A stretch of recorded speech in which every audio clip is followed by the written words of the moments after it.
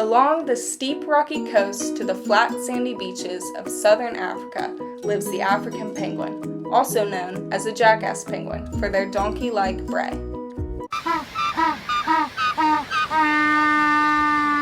Being the incredibly charismatic species they are, African penguins have become extremely popular among tourists, and have even landed their own Netflix docuseries titled Penguin Town. Although these birds cannot fly, their wings provide an essential service elsewhere.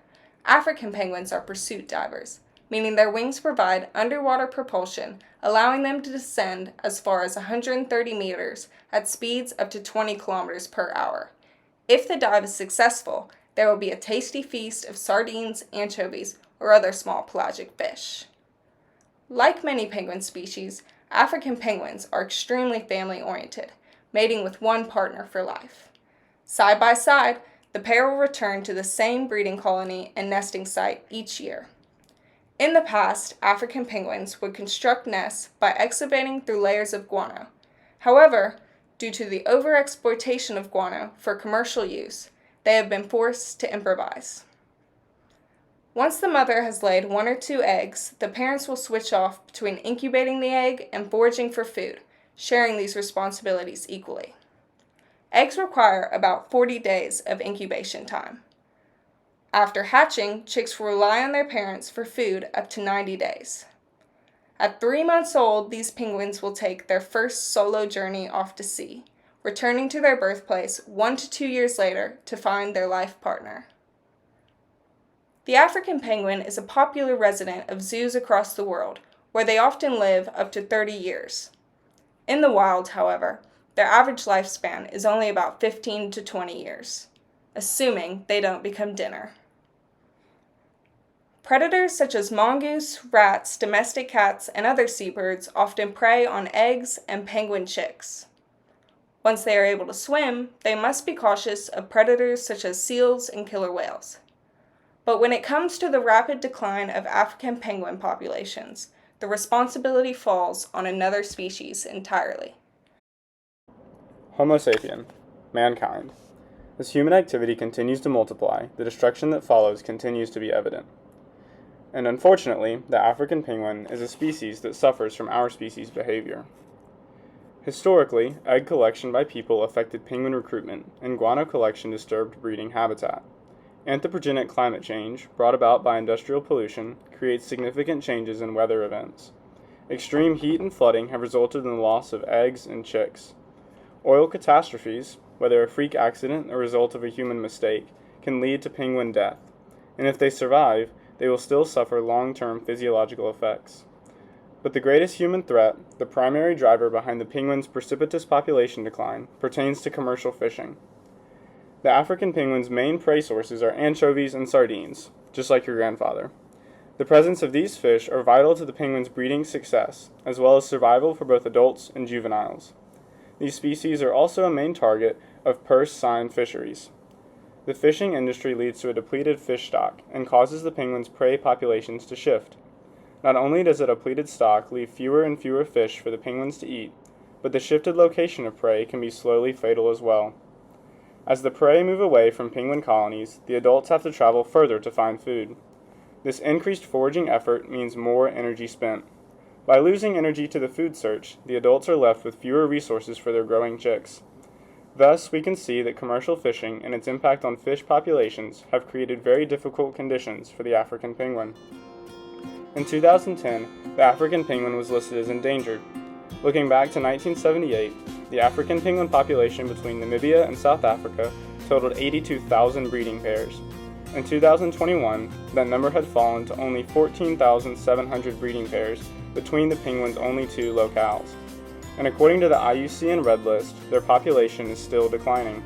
This demonstrates the danger facing the African penguin and the very human element of the situation. The fishing industry is important to South Africa. While it is not the moneymaker mining or fossil fuel extraction is, it employs a lot of people, in particular poor people on the coast. Poverty is a huge issue in South Africa. 55% of the population lives under the South African poverty line, which is just $55 a month. This level of poverty is almost inconceivable for even the poorest American. Because of these dire circumstances, not having a good catch is not only a matter of economics, but potentially life and death.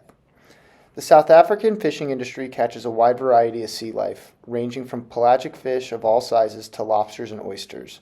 The sector of the fishing industry most important to the overall health of the African penguin population are small pelagic fish like sardines and anchovies. The fishing industry in South Africa needs to change, not only for the penguins but for the people living in the fishing communities. The whole situation is becoming a classic example of the tragedy of the commons. Overfishing is the root cause for the decline in penguin populations, but the chronic overfishing is a symptom of a much larger disease that has infected South Africa: corruption.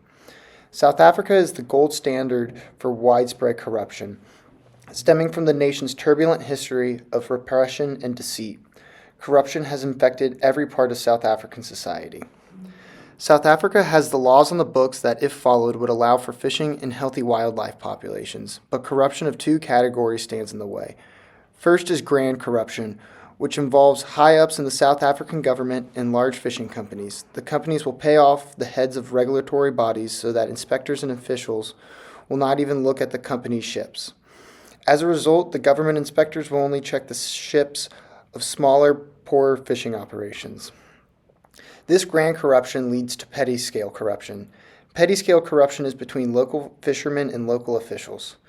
The officials disproportionately target the small-scale fishermen, who also chronically overfish. That is the only way for them to compete with the larger, wealthier operations. The fishermen then bribe the local officials because the price of a bribe is cheaper than the government fine. Oftentimes, the bribe will be fresh fish, not money. The local officials take the bribes because many live in the same poverty as the fishermen and could use the extra income or food. In seeing the corruption take place, ultimately leaving devastating effects on the African penguins, our ethics are questioned. When we choose to keep overfishing and polluting their surrounding waters, we are putting a price on their head of their worth to us and their worth on the planet. In the debate of whether our ethics should overrule and help protect the penguins, we must remember ethics and economics come hand in hand with each other, each playing their part. Early reasons for such extinction events to take place were early hunting and poaching. Early explorers would kill as many as they could when traveling. Having the birds be flightless, it was much easier to reduce their numbers quickly. African penguin eggs used to be seen as a delicacy in French cuisine, and to prove their freshness, old batches would be destroyed to try and get the birds to lay newer, fresher ones. While most first-hand harmful practices were taken care of in the early 20th century, with the government banning the eating of eggs and taking of their guano, the penguins were still left with such low numbers and the issue of starvation of food resources being overfished that their population continued to dwindle. The corruption of the country has left many families desperate, with fishing being their main source of income and main ways of feeding their families. Fishing markets are the main source of shopping and supplying families with what they need. Because of this, the way of living, no one has a second thought on overfishing. It's purely just surviving. The relationships with inspectors has most families taking fish outside of regulations or more than they should, knowing they won't get fined or will be fined as little as possible. But if they didn't do this, they would be dooming their families, and when it comes down to it, people have to make sure they are cared for.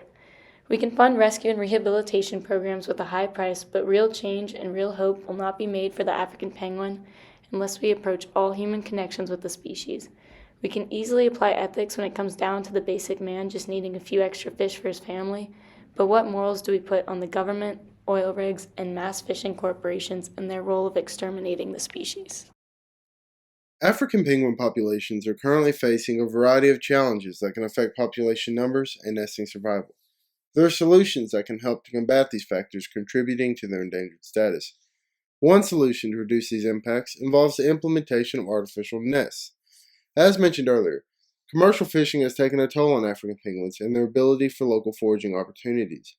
This causes the penguins to travel much further in search of food and decreases their overall time period in water, which in return wastes excess energy reserves and reduces their ability to thermoregulate based on the rise in global temperatures.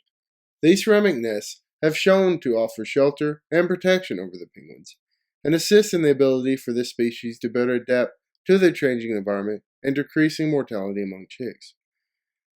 The long-term solution for the African penguin population involves reducing government control and corruption in order to expand no-take zones and create more limitations and stronger measures regarding commercial fishing locally. Industrial fishing is a popular commodity and source of income in South Africa because of the availability of fish species for commercial use such as sardines and anchovies. These fish species are a very important source of food for the African penguins.